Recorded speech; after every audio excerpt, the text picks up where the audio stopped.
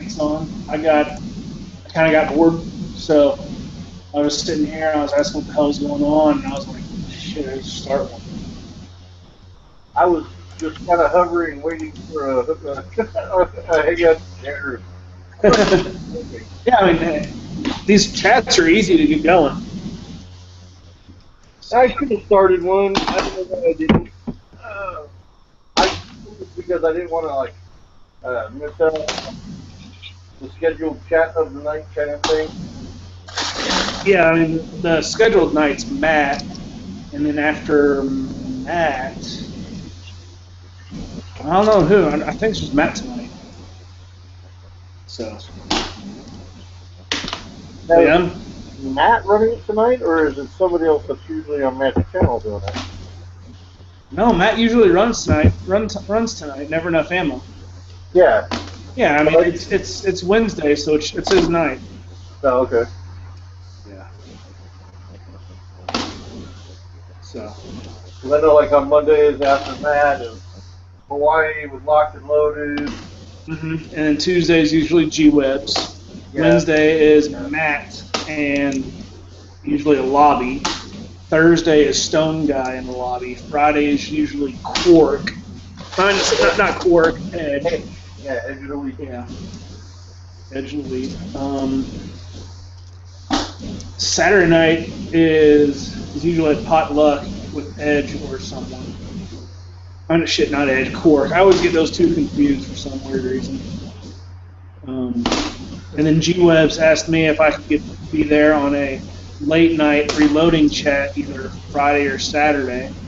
I said, sure. We're going to try to get with Ballistic Expansion and Good Guy with the Gun, see if we can't get get a weekly showing, reloading chat going. Which I think, cool. Yeah, and kind of what I would like is if we get, some newer guys that are reloading, some guys that have never reloaded, and just start asking questions. I think that'd be cool. I have never reloaded before. I know a little bit of the vernacular that goes with reloading, but not much. And when I get my own place, I plan on starting to reload. Yeah.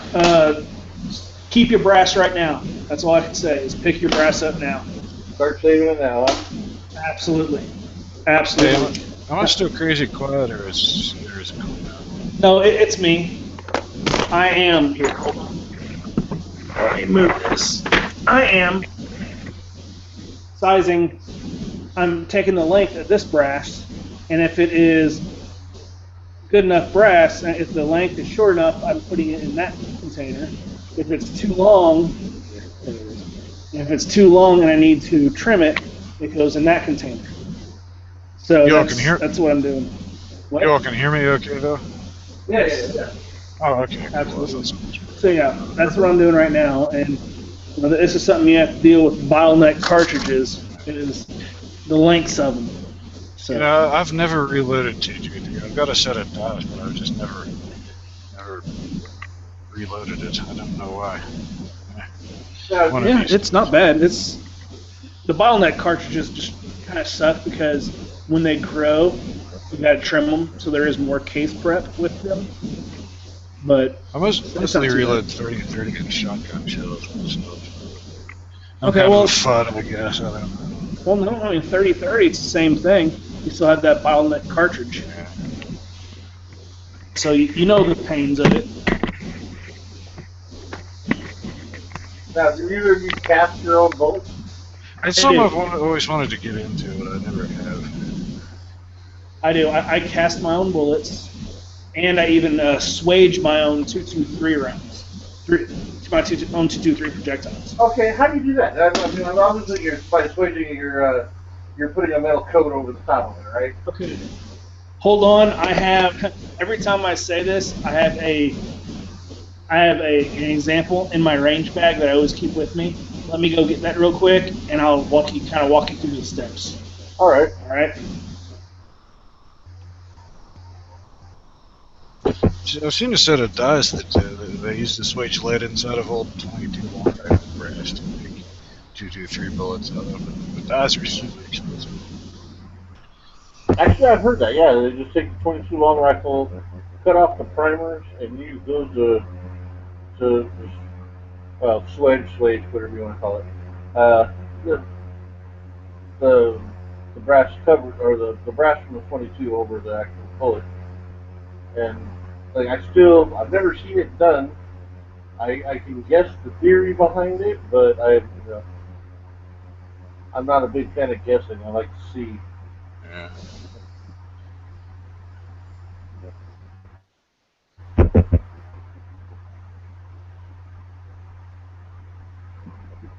So Wayne, what you up to today?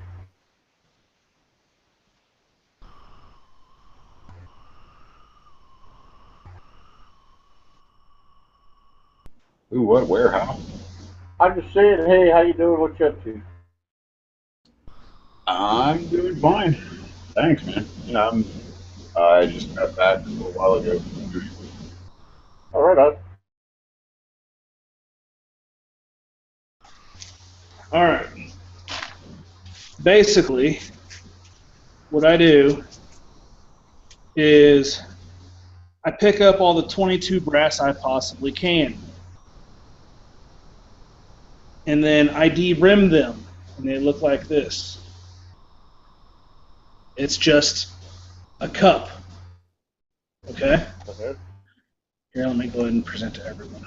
Okay, so you don't completely cut off the primer; you just de-rim them. Correct. Because they started out. Well, that's already finished. They already.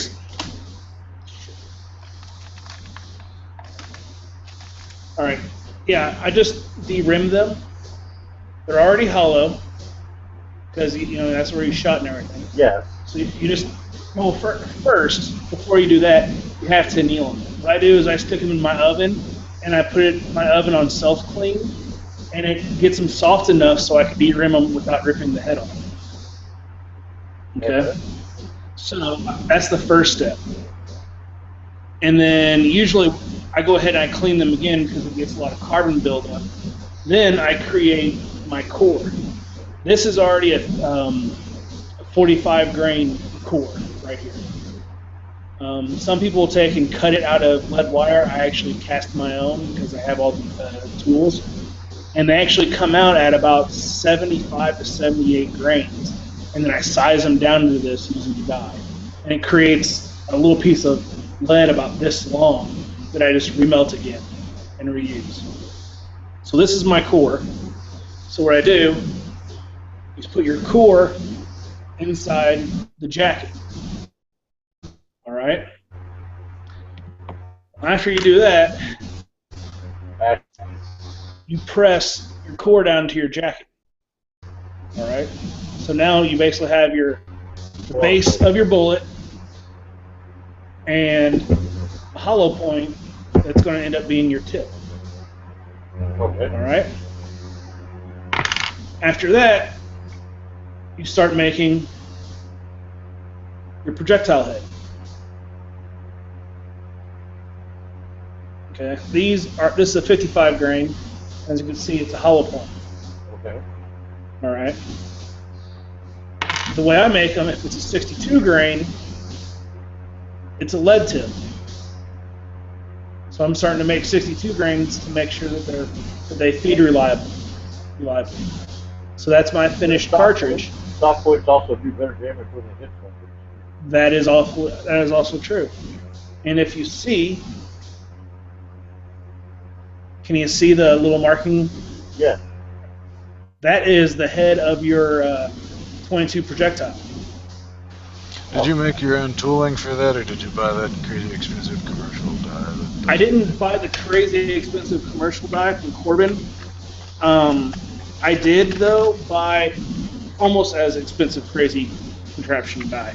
My dies were $600. Ooh, buddy. Yes, That's a lot of bullets. yes, that's a lot. But for this 162 grain projectile, I have 1 cent into it.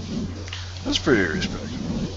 So, now, how do you start to get? Oh, that's just the same way as you would when you taper in a case. So never mind. Okay. You press that. well, I mean, Yes, because you anneal this, I could actually crush this with my hand. So as you start to form your projectile head, that brass up here will actually start getting thicker in there and actually grab onto your leg. I'm pushing these 55 grain ones at 2,900 feet per second out of my 1 in 7 twist AR with a 16-inch barrel. You have any problems with your hollow points? Not a problem with the hollow points. I can push these out at the same speed, but I start seeing pressure signs, so I'm going to back it off to about 2,800 feet per second. What do they look like once they've expanded?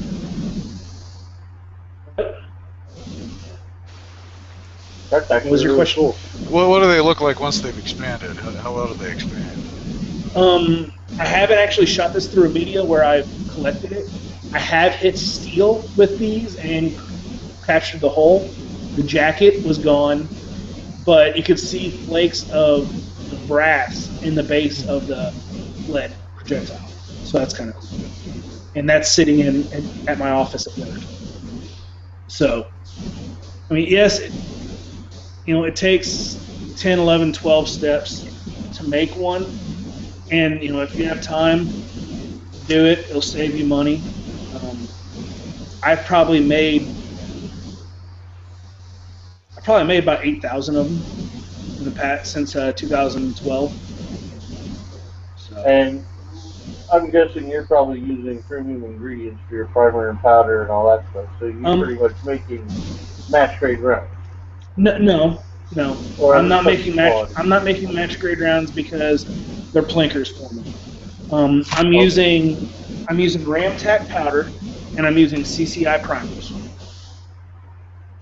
So, I mean, yeah, it is. I mean, I could get it really good, but I'm making my projectiles in bulk. If I want to, I can make each projectile the exact same way, exact same consistency every time, but then it may take you an hour to make 15 bullets, whereas I can make 1,000 in 16 hours, so. And I don't do it all the time. Basically what I do is I'll get my press set up and I'll DRAM in one night, and that may take an hour and a half. And the next night I may sit there and make my cores as I'm also making my other lead projectiles for my 9mm. So that's no big deal. And then I'll sit there and another night I'll create the cores, size the cores down to where it's the right weight. Because usually a 22 piece of brass is usually about 10 grains. So if I want a 62 grain projectile, I make sure that whenever I start measuring them, most of them are right around 52 grains. And then boom, I have my 62 grain projectile. And the way I make mine, I'm plus or minus usually 1.5 grains. So I'll range from 60.1 up to about 63.5, 64, something like that. But at 100 yards, you won't see the difference. Speaking of 100 yards, most M4s, especially with 16-inch barrels, are generally hold like a 3 to 4 MOA. Yeah, exactly. And I could sit there at a 200-yard target with a 10-inch plate and hit all damn day with my stuff. Oh, okay, cool. So yeah, it's more than accurate enough. It's still more accurate than I am. So that's one way I could shoot my AR, because I keep all my own brass. I'm shooting my AR-15 for 10 cents a round. That is beautiful. Yes, absolutely. And with casting my own projectiles for my 9mm, I'm shooting for 8.5 cents a round. Wow. And now, when you cast your own knife, do you anneal them and put a jacket on them as well? no, I powder coat. Powder That's a coating. I've Yeah, read that's a about pink powder that. coat. Oh, right on. How much, like, how do you, like, you just form the, you make the lead round and then, what, you paint them? Or?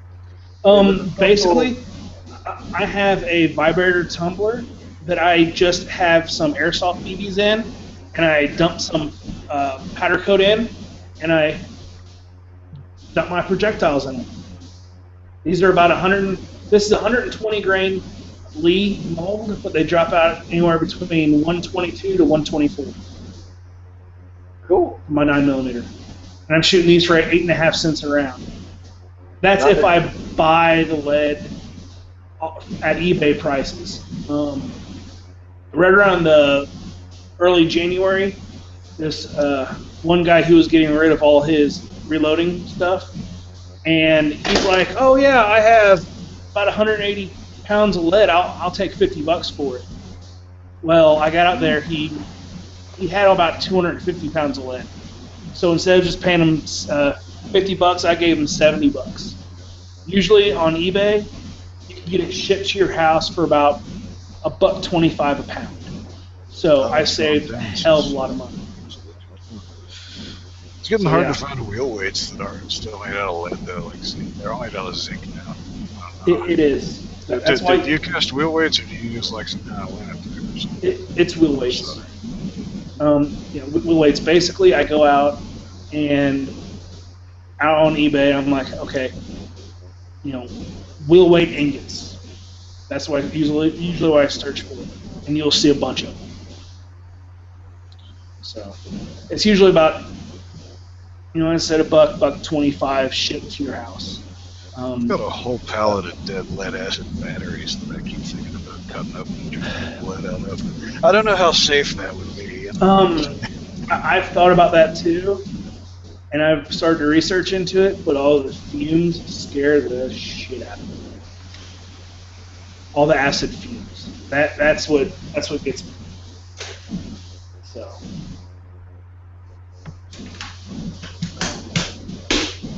I don't know.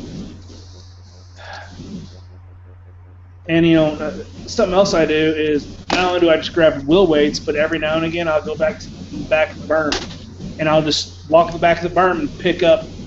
Usually you'll see 4570, 45 ACP projectiles just laying on the top of the ground. You just pick them up and melt them down and re-lead. So that's another place for lead. Also, at one range I go to, it's about an hour away from me that I shoot at, they have a can of duds. Guess what? I grab all that. The majority of it's 22. I looked in it, and there was 12 gauge slugs sitting in there. Yeah, let's say I grabbed those real quick. What was that? You could make 10 rounds of 9mm, or maybe 7 rounds of 9mm out of one slug. For each slug, yep. Absolutely. That, or since it's really soft, slug lead is basically pure lead, I'll drop it into my AR-15 lead, because I use a softer lead for my AR-15 since it's jacketed and it doesn't actually come into contact with the barrel. So I mean, at 52 grains a bead, you're looking at one slug is roughly 30-ish projectiles. How about 300? That's a magazine right there. What was that? Go ahead, dude. It's all right. I thought someone asked about 300 blackout. Oh, I was saying, I've always thought 300 blackout would probably work pretty well in cast bullets. Yeah, absolutely. A buddy of mine, he just finished a 300 blackout pistol, and he plans on he casts for his 30-30, and he's going to get another cast, and he's going to cast about 200 grain lead projectiles and shoot his 300 blackout pistol subsonic. I'm kind of curious if the dashboard would shave lead off. No, because he's going to powder. So powder coating is the easiest way to get around lead fouling in your gun. What was that? You're kind of breaking down. So powder. Hold on, let me change my setting here.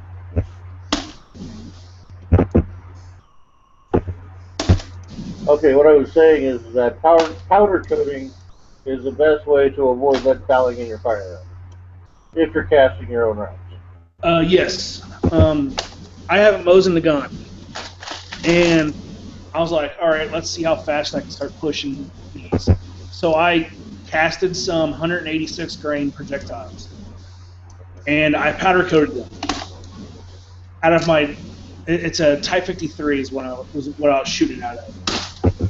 And I loaded it for like it was a really like the low end of a 308, and I sent it through a chronograph.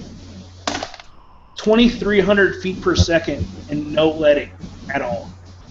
Nice. So does the powder coating work even better than gas checks for keeping the stuff from going nuts up in there? I've never gas checked, so I don't know. I'm going to say no, just because you do have a piece of metal scraping your barrel at the very end. But that doesn't mean that powder coating is not all kinds of awesome. So, you bake them in your oven or something, or do you have some kind of special powder coating oven? No, I have an oven, just basically a toaster oven, a real old toaster oven I bought for $5 at a yard sale, and I use it. Now, I could powder coat about 150 bullets at a time, and I kick it up to 400 degrees for about 15 minutes. And some powder coat, of course, all powder coats are not the same. Some powder coats you have to coat the bullet twice. Other powder coats, usually the better powder coats, equal more expensive powder coats, you only have to powder coat them once. So. Yeah, what kind of powder coat do you use? There's a Red Harbor Freight that is about $5 a pound. You have to powder coat them twice. How long does a pound go for? Like how many rounds do a pound? What was that? How many rounds cast bullets can you do with a pound of powder coat? A pound of powder coat.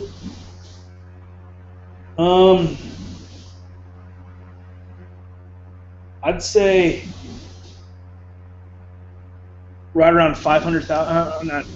Right around 5,000 range. Holy moly! That's if you do it twice. There's another powder coat that I've started to use. It's $25 a pound, so it's quite a bit more. But I only have to powder coat once, and I've noticed how to use less powder coat. And I have a sample size that was only like 4 or 5 ounces, about this big, and I have 1,500 rounds out of it, and I still have half that jar left. Wow. Yeah. So it really doesn't add that much to your overall cost. No, not really. Not if you can get 1,500 rounds out of 2 ounces of powder coat. Right. I mean, it's not that much. But the thing is with making your own projectiles, it is time consuming. So if you don't have the time, just buy them. I mean, it's always cool to dabble in it and be able to do it, because whenever the scare happened, I basically quit shooting 22, and I had enough components that I actually started shooting about 1,200 rounds of 9mm a month. So I upped my shooting during that time, and I was able to because I made my own rounds. Wow. So So right now, do you use soft lead or do you use a harder lead for target range? I do use a little bit harder lead. I don't use pure lead because you do need a harder lead so you don't strip your the lead on your barrels. It's called leading, of course. Yeah. But I don't sit there and I don't make sure I have like a BHN of 14 or something like that. I have no idea what my Rockwell hardness is on mine because I powder coat. But I'm moving my 9mm at just over 1,100 feet per second, and the barrel doesn't even look like it's been shot after I finish it. You can't see any remnants of anything in there. Wow. So You're getting a good clean burn and everything. well, I mean, yeah, I'm sure you could. There's powder residue, but the stuff I use is a real fast burning powder. So yeah, I don't see any powder in there. Nice. So, but let's see. I've been hearing if there's any questions.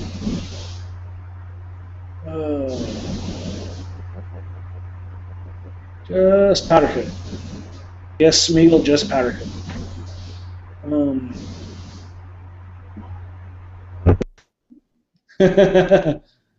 Nice one, Dr. Gino. He's like, is there going to be official gun channel's flak jacket issued for the reloading chat? It's a good one.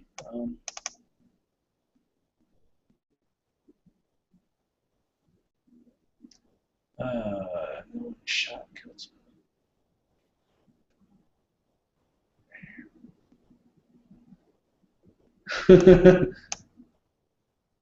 Nice one, mister. If a hammer won't fix it, use duct tape. If duct tape doesn't work, call any electrician. Nice. So,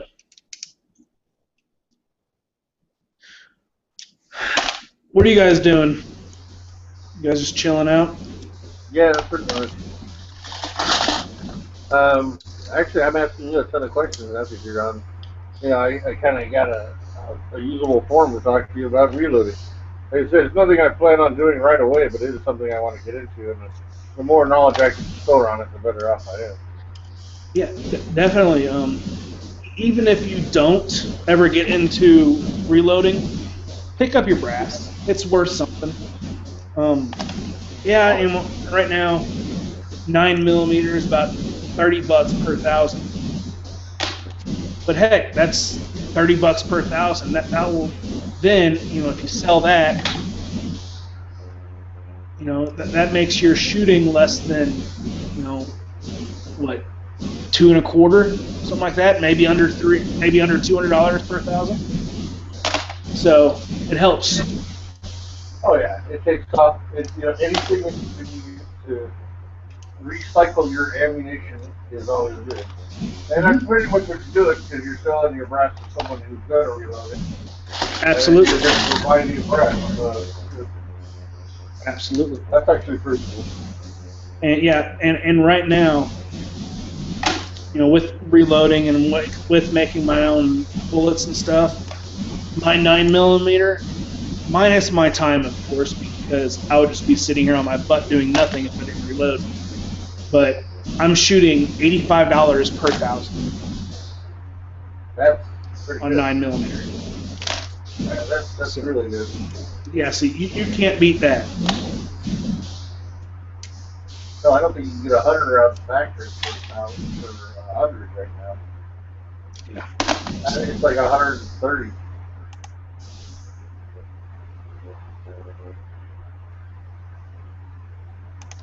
Well, no, it's just like $30 per 100, so it'd be $300 per 1,000. So yeah, out here in California, everything California everywhere else. Oh, okay. You're over in Cali, gotcha. Yeah. Oh yeah, you're Northern Cali, right? No, Southern. Southern. I'm sorry. I'm in the middle of all the crap. Well, at least you can laugh about it, right? If I didn't, I'd go crazy. Well, really, that's all you can do is laugh about it. Yep. Eventually, I will move to a free state. I just, I kind of need to make sure I have a job wherever it is I'm going, and I have the money to comfortably move there until I can start getting income coming in.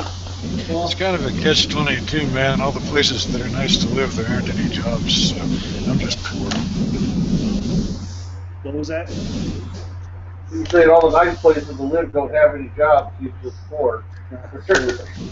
I don't mind being poor. I mean, honestly, I don't need a lot to live on. I just need some food in the fridge, a roof over my head, something to keep me warm in the winter, cool in the summer, and be able to shoot guns. Yeah, I mean, I'm not like a bum or anything. I've got a job. There just aren't very many kind of paying jobs around here. Like, I work for a phone company, and I get paid like a quarter of what I might get paid in the city somewhere. Like skilled work like that. Well, it's worth not having to, let's just say this. go through a town larger than 700 on the way to work. That's beautiful. Let's just say this. The average family income of 4 in Arkansas is $36,000. That's not bad. I can live almost there. And to be middle income in Arkansas, I think it's like 29 to 100 grand is what they consider middle income for Arkansas. That's a $71,000 gap. I know. So middle class is actually probably pretty decent in Arkansas. Or no, you guys have a lot of poverty out there, don't you? We have a lot of what? Poverty. I mean, there is poverty. There's definitely hillbillies and stuff like that. But like, I mean, if you get in around Little Rock, you'll have crime. You get in over near Fayetteville, that's the highest standard of living is over there. But I'm about an hour and a half away from Fayetteville, that's where the Arkansas Razorbacks are. So. Oh, fair enough. You ever been out towards Jonesboro before? What was that? Jonesboro? You're breaking up. Man, really? Is he breaking up for everyone, or is it just me? You sound like you're at the bottom of a well to me. You're breaking up for me, so maybe I need to drop mine. Oh. I hear you loud and clear, bro. You hear me loud and clear? Okay, I dropped mine. I think that was the issue. So I got mine all the way down to low. So. Yeah, I'm hearing you a lot better since I dropped mine down. Yeah, but we used to, when I was stationed in Millington, which is just north of Memphis, we used to go up to Jonesboro and party all the time because the college up there. Yeah. Memphis is. Ugh. Yeah. Memphis is scary right now. Millington is cool because it's like a suburb outside of Memphis. It's like at 100 mile an hour, takes you 7 minutes to get from Memphis to Millington. I know that because my friend was doing that in his Mustang while we were on a road trip. So, yeah, I miss Millington. That was cool. That was military in town, though. A little small thing. They're saying, Brian, you might need a different mic. Because, yeah, you're chopping up on me pretty bad. Ah, great. Well, let me try and refresh or something. Maybe my connection. So, yeah, I mean, Arkansas isn't a bad place if you like living with hypocrites. But that's how it is here. It's not bad.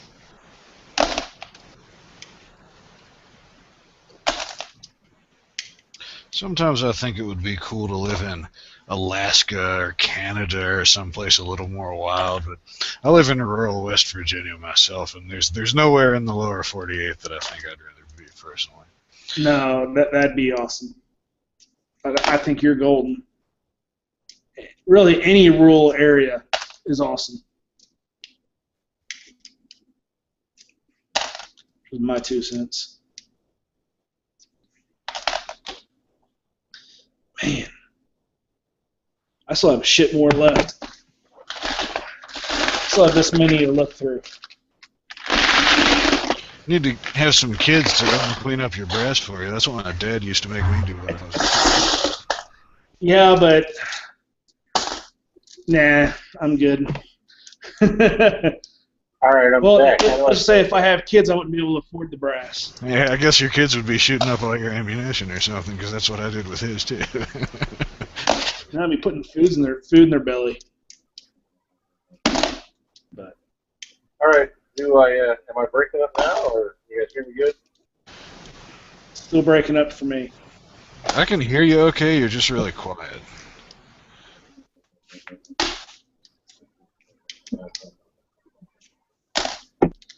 Yeah, so while we've been sitting here and chit-chatting, I've already measured this many. So all those are good to load. Yeah, they're not the prettiest cases, but hell, they're just going to be shot again. I don't have to have real shiny cases. Nah, I don't clean mine very well either. I mean, if I want to. What was that? Then why make them pretty when you're just going to mess them up again? Yeah. Function over form, I think. Mm-hmm. If I want to make them really pretty, I can definitely send them through a tumbler with some brass polish, but why? You know, we're trying to shoot more on less money, so why spend the money on another vibrator cleaner and then brass polish and screw it. I just got all the carbon off of it. Yeah, I soak my brass in ballastol water and then just wash it off under the tap and let it dry. That's my extent of my brass. Hey, I never thought about that. But that ballastol is expensive, isn't it? Oh, it's not awfully expensive, but you know, you reuse it, just jar of it, dump brass in, dump brass out, etc. I got you. Yeah, I have a stainless steel tumbler out in the garage. So. Remember back in the day, my old man had a gigantic brass tumbler out of an old dryer. He used it once, and like people all the do brass that. got lost inside of it, and went up on the top of the smokehouse, and nobody ever used it again after that. I'll just see if I can find that thing. I wonder if it still works. Mm-hmm. Yeah, some people do it. Sometimes they'll take the motor out. I mean, not the motor, but the heater out. And sometimes they'll leave the heater in. I've definitely heard of it.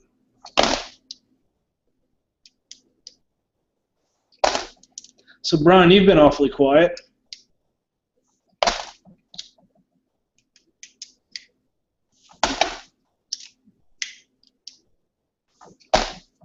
I think he's going to remain that way.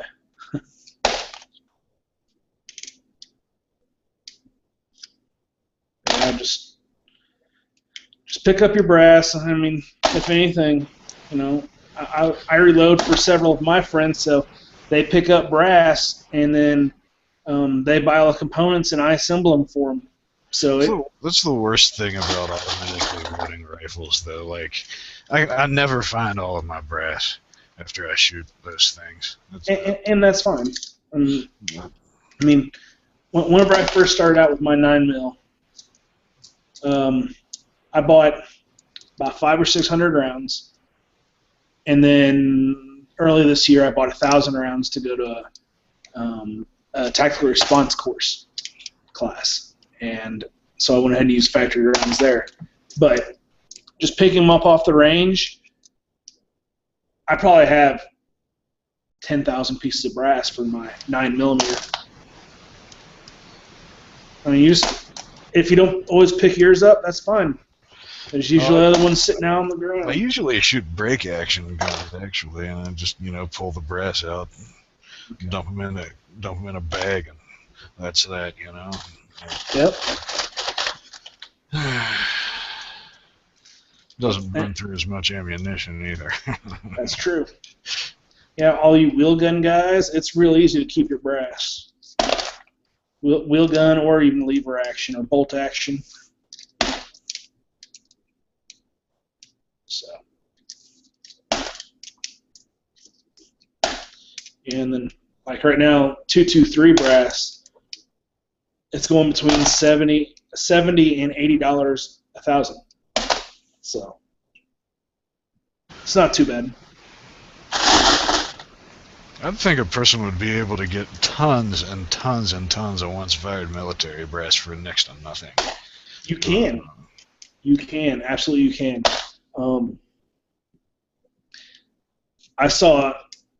We talked about this in one chat, maybe it was last month sometime, I think, where we went out to a website it was basically military auctions. And they had like dumpsters full of mixed brass, and it was like 25 cents to start bidding, and no one's bid on it yet. This one auction had 40 millimeter brass, 40 millimeter tank brass. So it's like, damn, And some of it's like 50 BMG, some 7.62 by 51, some 9 millimeter. Like it's already separated for you, but it's just range pickup. So still real dirty. You got to process and everything, but you can get that stuff for cheap. But the only thing is they'll sell it and they'll load it into a flatbed truck. Basically something without sides, because they just pick it up with a forklift and stick it on there. But yeah, if you got the means to do it and you live close enough to one of those, definitely buy it and go pick it up. But like one of them was like 20,000 pounds of brass, of mixed brass, and you have no idea what kind of brass it was. Like the picture had some like 20 millimeters, it had some 7.62, it had some 5.56, 9 millimeter, 40, 45, everything was all mixed up in it. So.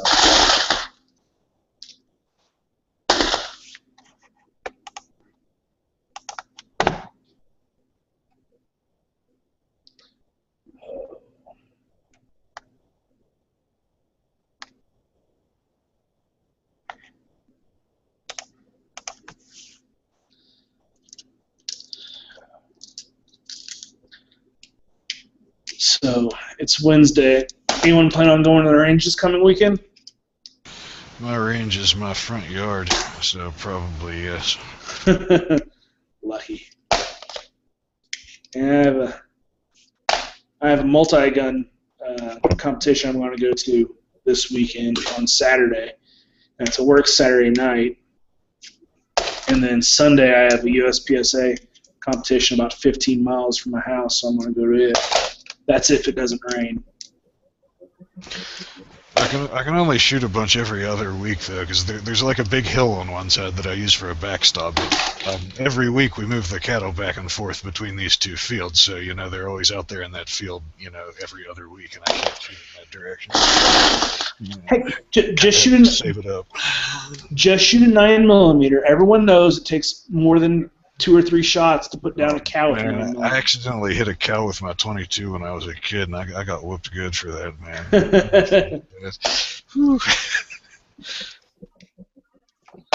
I mean, the kids lived, but my family members were not very pleased, I must say. Yeah, that'd be hard to tell your dad. Hey, Dad, I just shot a cow. Yeah, I went shooting. I just went shooting 2 days ago, so there's probably a no on the shooting for the weekend for me. Yeah, I shot Saturday, I shot Sunday. Thinking about going out tomorrow and shooting. At the risk of being politically incorrect, now with all the hay being, it's time to start shooting groundhogs this year. Yes. Now you just shoot them and let them lay? Yeah, somebody's got to feed the buzzards, right? Better than breaking all the farm equipment hitting holes. It's called the circle of life, you know. I've never eaten groundhog. I've eaten raccoon before, but I've never tried groundhog. Supposedly, it's really hard to clean without hitting those glands that they've got under their legs and all the meat. I don't think I'd want to eat a groundhog anyway. It's a little too stereotypical. Well, I mean, if shitteth ever hitteth the faneth, I'm sure you would eat groundhog all damn day. Yeah, probably. Hell, it's meat.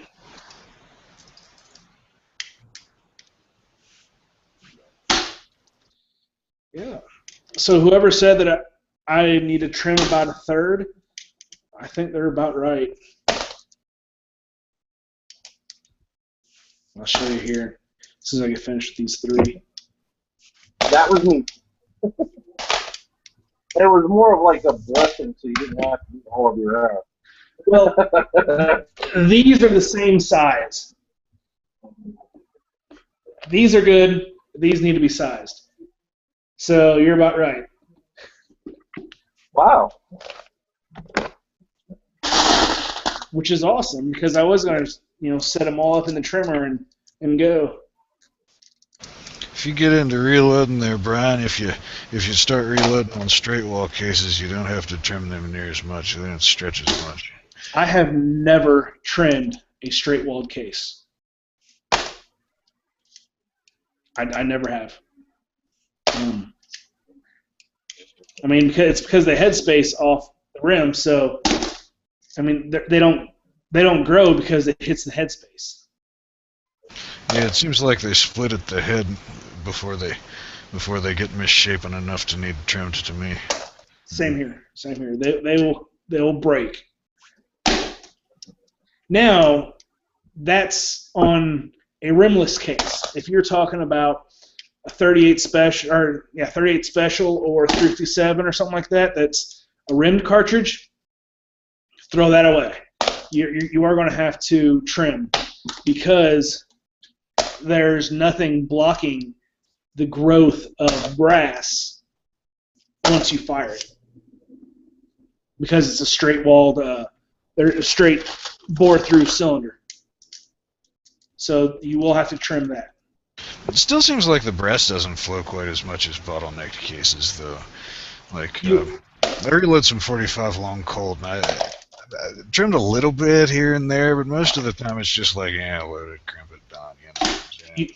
You are absolutely correct. Bottlenecked is the worst. So, and I have 2 AR-15s, so I don't know what ammo this came out of. Oh, and a buddy of mine has a HK-93 or C-93. It's a century-made gun. He has one of those that I reload for. So. I need to get a decent AK. I've got a Wasser 3 that I don't really like, but Wasser 3, is that a 5.56? Yeah. I mean, it's whoever had it before I did kind of worked on it. It's got the G2 trigger group in it. And, I mean, I've never had any trouble with it, but it's kind of like I'd rather have one in 7.62 by 39. Yeah, I have. It was the right price when I bought it, though, so I couldn't say no. Yeah, I have the 1AK pistol, and I have a Polish parts kit that I built, and then I have a Hungarian parts kit that has already been on 2 receivers and is about to be on a 3rd receiver. So The worst thing about that Walther 3 is it has to use those really rare and expensive East German Uyghur magazines. They're like $70 a piece when you can find them. But there was a place that used to make a Magwell adapter so you could use AR magazines in those things. But apparently they must have gone out of business or something. I was looking for it the other day because I thought maybe that would be my next project. I'd install a Magwell adapter in the thing, and then I wouldn't have to hate it quite as much. But I don't know. Yeah. Anyway. Yeah. I know there still is a company that does that, I think. So you may want to look around. And I know that there are some that are drop-in, so you don't like actually modify your gun. But if I'd have a 5.56 AK, I would definitely do a mag adapter and take AR mags. Yeah. Whoa! Wow. That was loud. Yes, there just isn't any standard. Brian, you got something up with your mic. He's rocking out or something. Something. No, there just isn't any standard. I my bandwidth went back up. What was that? When I refreshed my page, it started off of the high end of the bandwidth, so I had to lower it. Okay. Is that doing any better, or does it still sound like crap? You sound a lot better to me. Yeah, you do sound better. I went in and I took out the noise portion and the background noise on it, and I turned down the bandwidth, and that's about all I can do. If I can't do it, starts messing up again, just let me know, and I'll shut the hell up for a while until it seems like my signal's steady. We're getting about every second to third word. Oh, it's time for me to mute then. What? But before I mute real quick, you were saying you wanted to get an AK. They got the new Wasser 10. It just went through the AK operators torture tests. It's like the 1063, or is it like a new Wasser 10? A new Wasser 10. It's a Really? Yeah. They're only like $600, like $599 or less. Yeah, he basically said that for any gun that's sub 700 in an AK platform, go with the new Wassers. And Atlantic Arms, they do the QC test on it. So they'll check for, canted sights and all that stuff before they even send it to you. I keep telling myself that I'm going to get a really nice old, what is it, Valmet 78? Was that the one that was in 7.62 by 39? Or was that the 76? The 78 was a 308, wasn't it? But those are going to be up there. Yeah, they're like Finnish guns, $2,500 or something. It's nuts, but also nice. I've got a small collection of Valmet 412s that I really like, the break action combination guns. But they're such good guns, best guns I've ever owned. It's like the Cadillac of firearms, Also for $100 more, you can get the Century Arms C39 V2, and that's a milled receiver, and I believe the barrel is even hammer forged. Yeah, but I'd still stick with the Romanian almost, just because they've been doing it a hell of a lot longer, and they know what they're doing. And if you get a good one, that'll last you longer than anything, because that's a hammer forged barrel as well. So. And I will agree that the Wasser did better in the torture test than the C39 V2. I think so.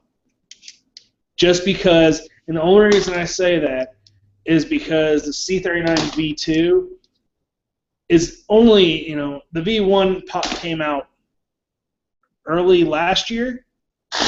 So, Century's only been making an all-U.S. made AK for 2, maybe 3 years. Romania has been doing it for decades. Yes, it may not be the highest quality, but if you get a good one, you're good for life. It's my opinion. This will tell you what a dumb shit I am. I'd get whichever one has wooden furniture myself. They both do. Oh, I'll be darned. I thought all those new Century guns had polymer furniture on them. The ones that they made in the States, anyway. That is the C-whatchamacallit, right? That's the one that they make in the States. The C39, yes. Yeah. Okay.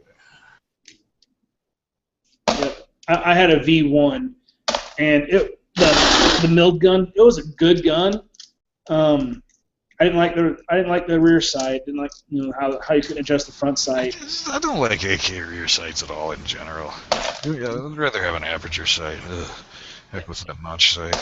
And somebody makes one, I think. Yeah. Circle 10. Yeah. They make one. It's kind of like, it's not a full rear peep sight, but it is like a semicircle, kind of like a moon-shaped type. Curious. And it's supposed to be. You're supposed to be able to pick it up really well. I don't know, man. When people complain about AKs not being accurate, I think it's the sights more than the rest of the gun, personally. I don't know. No. Maybe I'm just pulling that out of my rear end or something. The people that say that AKs aren't accurate, it's because they can't shoot. They don't know how to shoot. Seriously. If you know how to shoot, you can make an AK and a regular mil-spec AR shoot the same. Shoot the same MOA.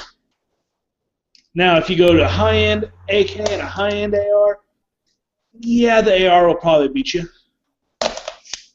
Just because it's free flow and stuff. If you get just a standard M16A2 with a 20-inch H-bar on it, and you go against a standard AK, like, how long is a standard barrel on an AK? It's like a barrel on an AK? Right? Yeah. It's a standard AK rifle. You're roboting really bad. Now, did you say a standard barrel on an AK is like 16 to 16.25 inches? Thank you. So. I don't know, man. Maybe I can't shoot. Is that any better? Yes, Yeah. The Wasser was a cheap AK, and I've got a cheap AR that's one of those PSA Freedom Rifle parts kits on an Anderson loader. I think it was like $500 altogether or something like that. But I tell you, man, like that AR outshoots that Wasser 3 a good bit. But maybe it's just me. I don't know.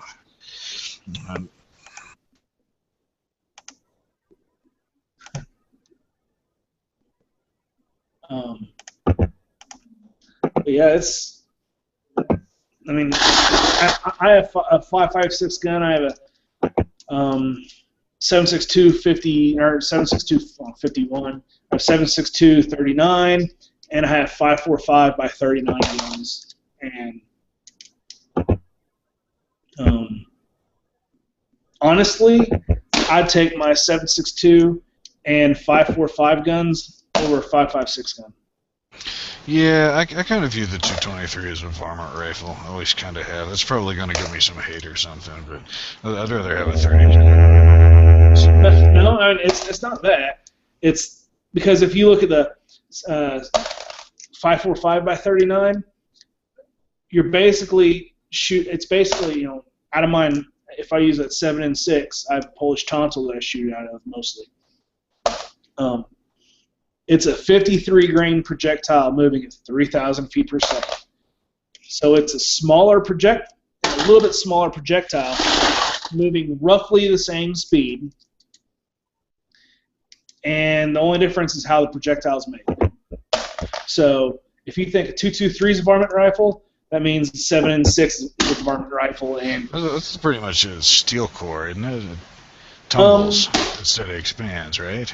Well, it has a hollow nose in it. So it's a full metal jacket. It does have a mild steel core in it, just like the 7.62 54 rim stuff. Except at at the very tip of it, there is a small hollow area. So as soon as a round hits anything, that ass end starts flipping. Nah. Because you have a little bimetal jacket with a hollow point into it, with a hollow nose. So that's going to cave, and the ass end of the bullet is still going to be moving just as fast, and so it's going to flip. I can imagine that would make some nasty wounds channels. I don't know. That's why the Mujahideen in Afghanistan back in the 80s called it the poison bullet, because it would hit something and tumble so hard. I'm kind of a FUD, I guess. I like my old guns, like the lever actions and the break action rifles and the muzzle loaders and stuff. But out of the military-style rifles that I own, I have to say that my very, very favorite one is the L1A1, though. The what?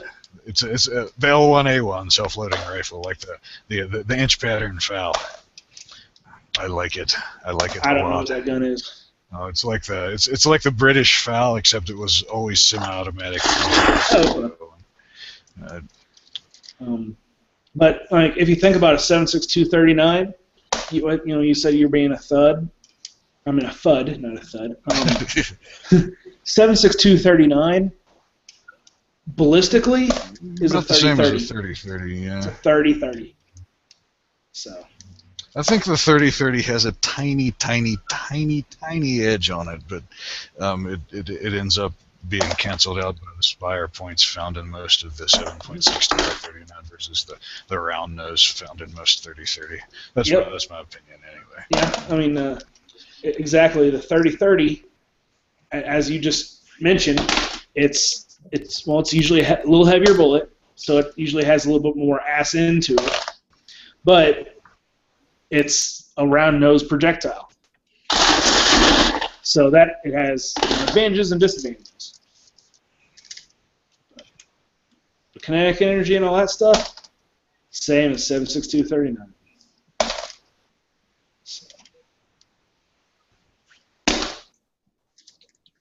Boy, it was interesting coming in at the end of that conversation. Oh, hello. Hey, how's it going, Court? Just peachy. Peachy keen. We had a little bit of a reloading, swaging chat earlier.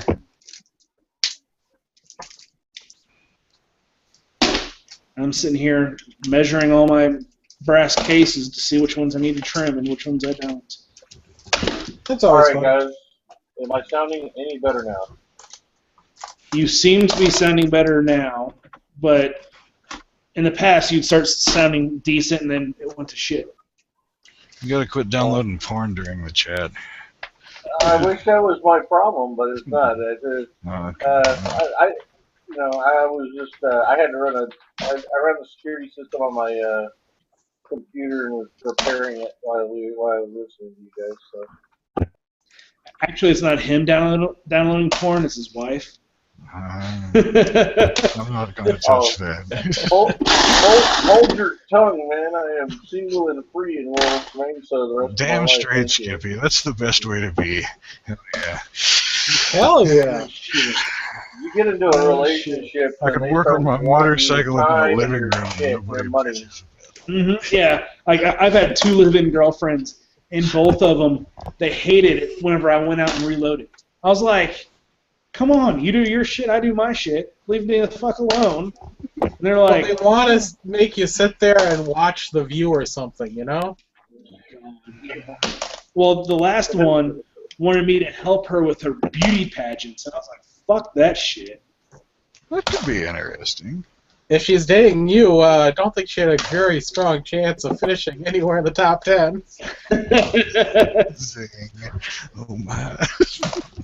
Jackass. I don't know. You guys think whenever my girlfriends wanted me to do something with them, or they wanted me to watch their team, because I always, for some reason, didn't like the team they picked, or whatever sport, I would make interesting bets with them, and that could get kind of fun. But most of the time, I don't want them nagging at me. You know, it's like, you want my money, you want my time, you want my shit. Leave me the fuck alone. You know, I like it when it's more of a you live at your place, I live at mine, and if we do something together, that's cool. You And get a whole 5 minutes of fun for like a week's worth of crap. Well, I'm not gonna say anything. Okay, in your instance, you get a whole 30 seconds of fun. Wow. Well, we know you only do foreplay for 4.5 minutes now.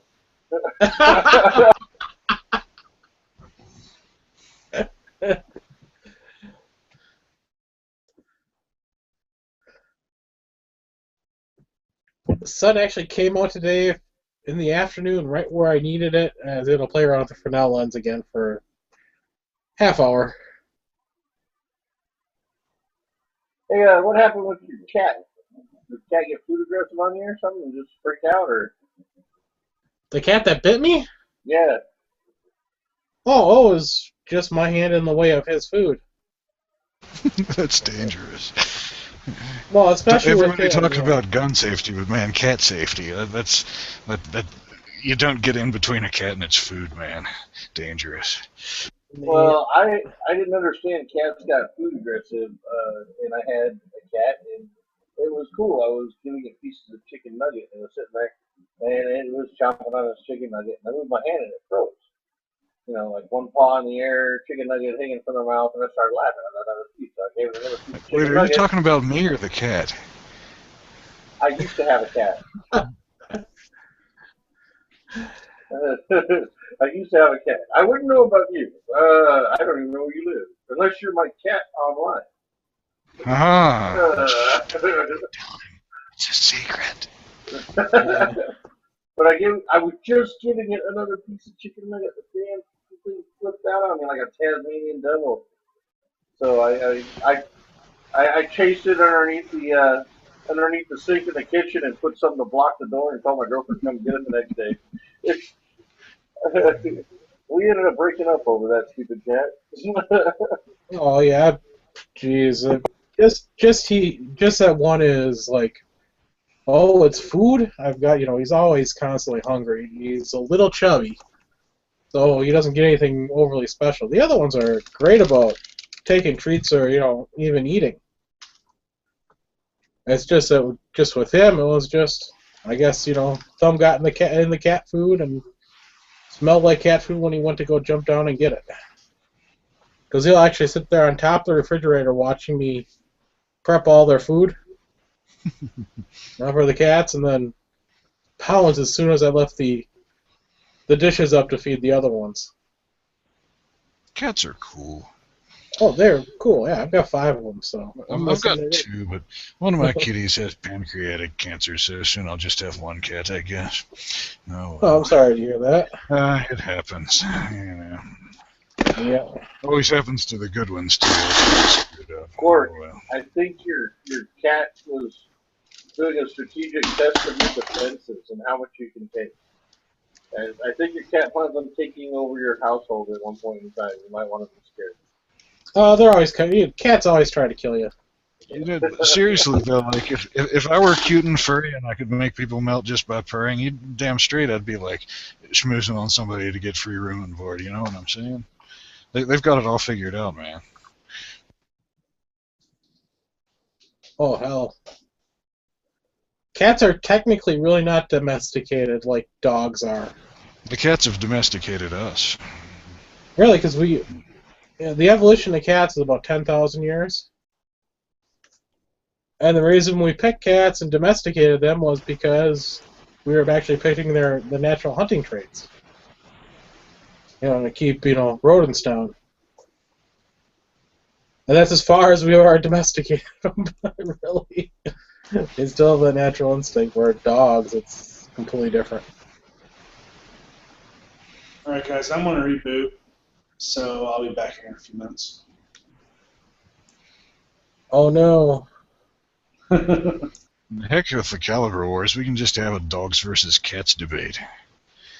Yeah, yeah. Oh, they each got their place. Dogs are awesome. Just cats are easier.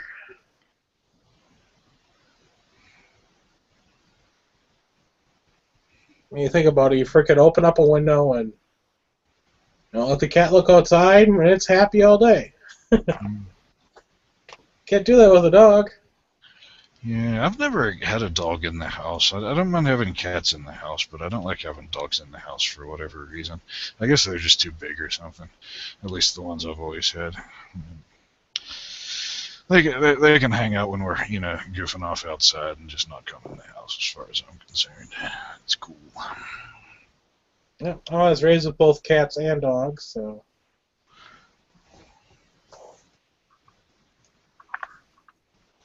Got a link to Matt's chat, but I'll stay here for at least until Foos comes back. You got a link to Matt's chat? Oh, I'll leave for Matt's chat. It's a topic I like, so. All right, hon. You see. I gotta It's check a and see prepping chat, so. It's kind of nice now that I'm getting my prescriptions almost completely paid for. I'm actually stocking up on supplies for that situation. That's good. Yeah, but tomorrow I have to go get my blood pressure checked. Once again, this is getting really ridiculous, and yeah, then I have to get another prescription for that whatever they're gonna do. That sounds like somebody just farted really loud. I can make that noise with my foot on my leather chair. Uh-huh. That's what they all say. Oh.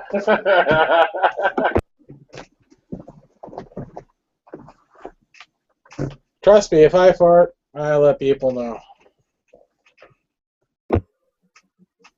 Oh. And Dragon's like, I didn't mean to bite you, and he lays down on my lap, like, oh. Hey, at least the bite didn't get infected. That was a good thing. That was what I was really worried about.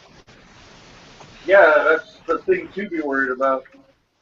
When I heard about it, they were like, I got bit by this cat now. And I'm like, that could be a bad thing. Because I got caught and bit by my friend's cat, and I was just trying to feed the damn thing.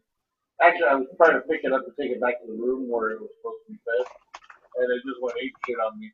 And by the next morning, my hands were like twice their size, just all swollen and infected.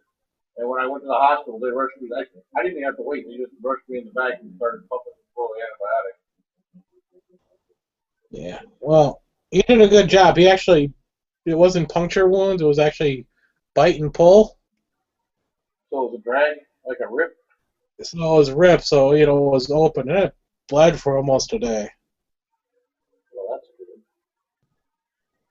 So it was able to be flushed out. And, of course, I put Neosporin on it. And, well, first I put rubbing alcohol on it. That was fun. Oh, yeah. Well, I mean, I did all that when I got my hands tore up, too, by the cat, but it didn't work. Yeah. When you get straight down punctures, they don't. Yeah, there's no way you can, debris it.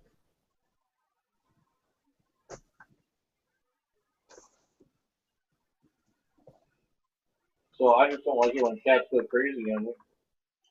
I've decided I'm not gonna, my big thing is like I don't mind cats, but they will stay outside. They will never be inside. Dogs will be inside. I'm the opposite of L there. I like having a dog in the house. That way, if I'm sleeping and somebody's trying to break in, the dog will wake me up. Let me know if I can shoot the person. When I'm not there, they try to break in and they hear the dog. They're more likely to leave. That is true. I just hope the burglar has really bad cat allergies and we'll just leave. Hey, cat. What's up? Yeah, this is the one that bit me. You can see he's really laid back. He's not struggling or anything. Is there some other chat going on that I should log into and make inappropriate comments in the text chat or something? What was going on with that? No Did clue. I hear such a rumor? Heck, it's my chat. You can say whatever the fuck you want. Yeah, it's a free-for-all. I mean, these lobby chats, say what's on your mind. If people don't like it, they can eat a dick. You're going to keep this running until after Matt's chat's over? What was that? You keep it running until Matt's chat is over? I don't know. I may keep it going and just listen in on his. I may jump in his if I get an invite. I don't know. I was just really bored, so I was like, screw it, start one. And oh, nothing wrong with that. Starting soon. Oh yeah, I got a link to Matt, so I was just gonna let you know I'm headed over there. What's the like viewer link for that chat? I don't have him on my YouTubeages. Never enough ammo. Oh, okay, yeah, I do have him on my YouTubeages actually. Okay, never mind. What's on my mind? Guns, ammo, money for more guns and ammo, and then leave.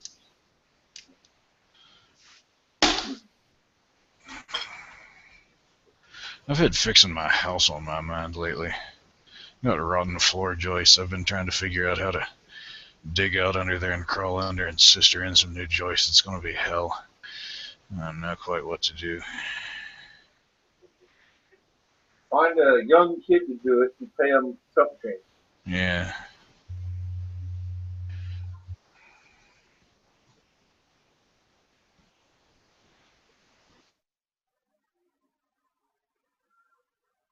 Or at least a teenager. Find a teenager to do it. Up, Court stepped out. Must be going to Matt's chat. Boost is gone too.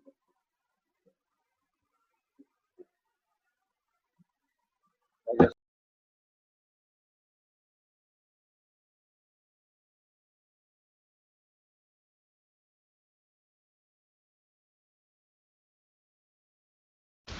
Well, I think I'm going to pop out of this thing and scare up some beer and relax for the rest of the night and watch this thing, or not, as the case may be. So, nice talking to y'all. See y'all later.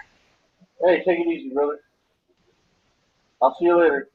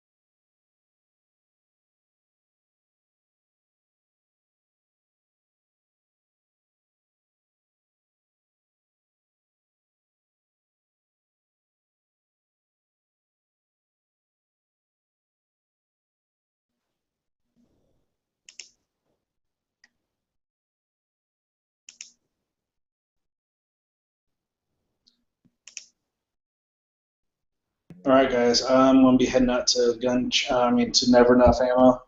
I think I'm squared away, so I'm going to be closing this one off.